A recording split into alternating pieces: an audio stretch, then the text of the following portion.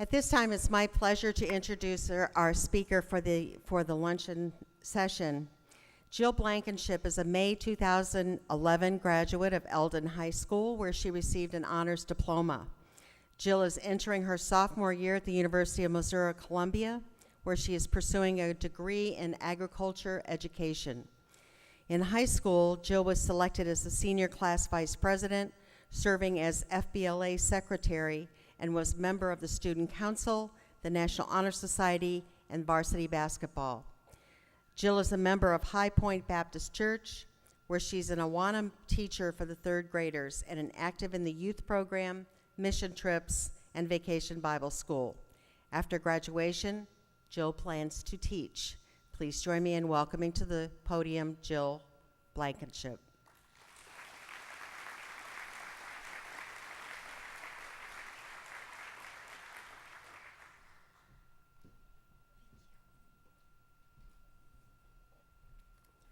Good afternoon.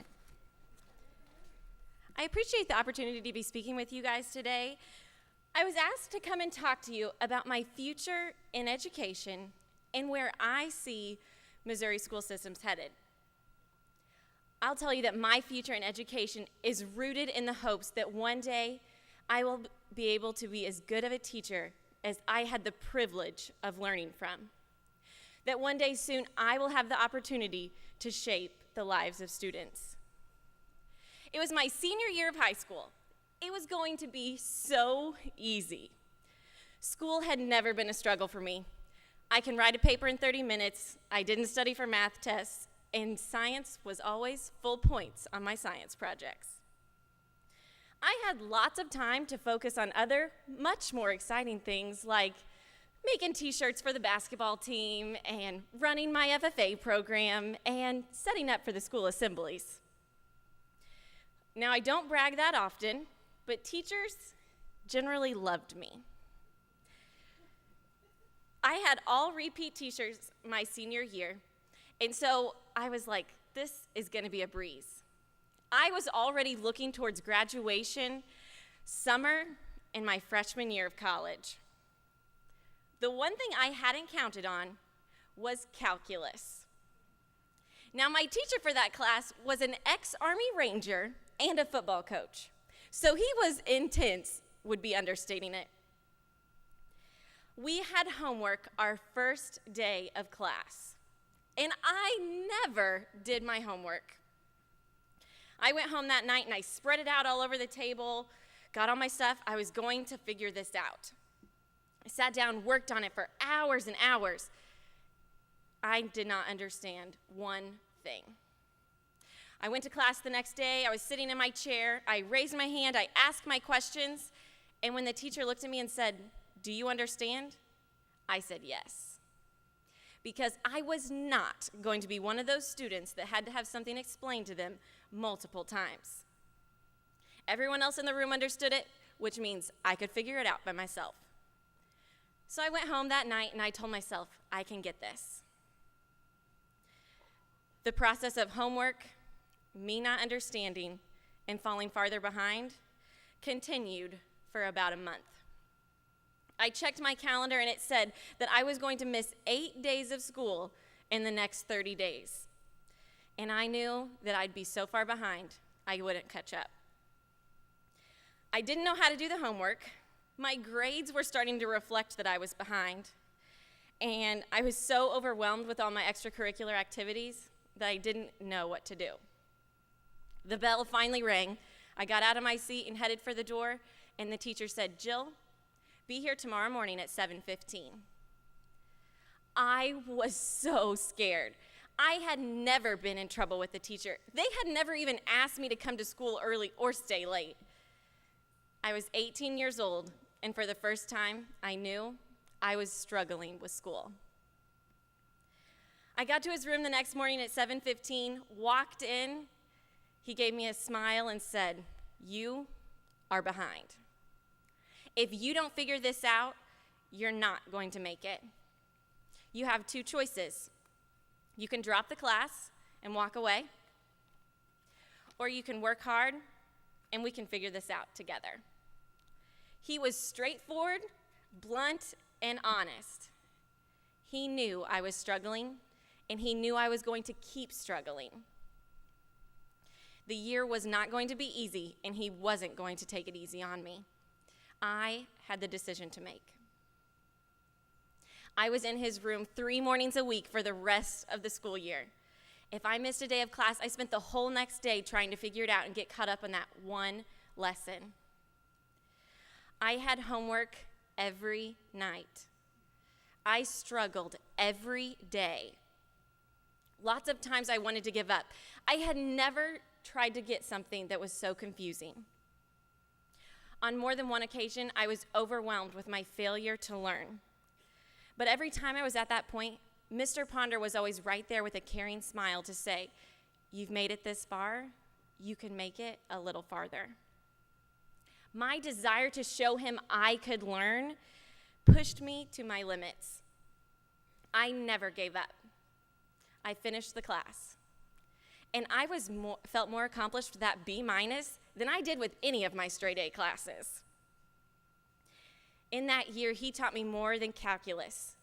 He taught me what it felt like to struggle and then succeed. He pushed me to my limits. He made me better. He was more than a great teacher. He was a great leader.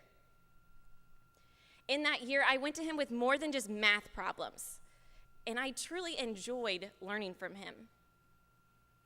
In our school system, sometimes we get stuck on always working on curriculum and keeping to the curriculum. Our teachers have more to teach than science and math. We have to learn so many things while we're in school. Learning can be enjoyable. That's what this education system is all about. Pushing our students to be better than they were before.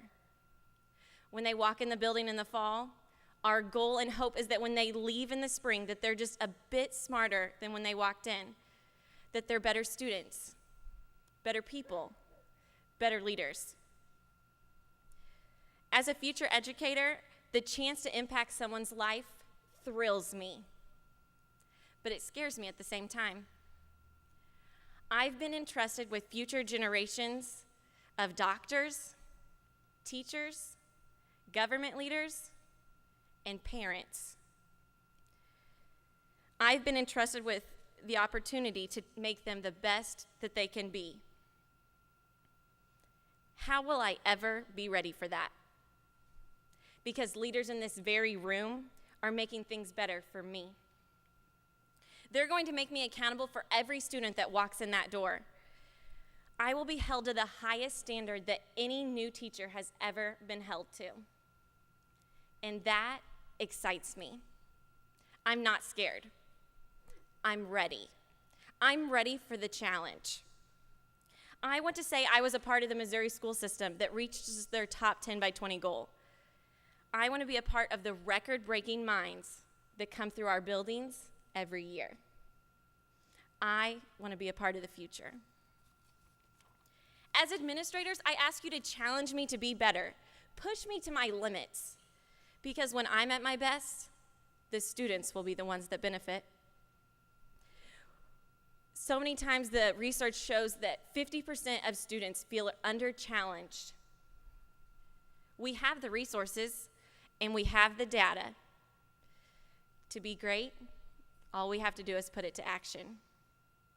Winston Churchill's quote seems so fitting here. Excellence is caring more than others think is wise, risking more than others think is safe, dreaming more than others think is practical, and expecting more than others think is possible. Will we risk, care, and dream? If so, we will achieve more than others ever thought possible. Missouri will prepare, develop, and support effective educators. When I read that, I thought, effective educators. That sounds like a challenge to me. Will I be an effective educator? I am being given the opportunity to be the most effective educator and leader that I possibly can be.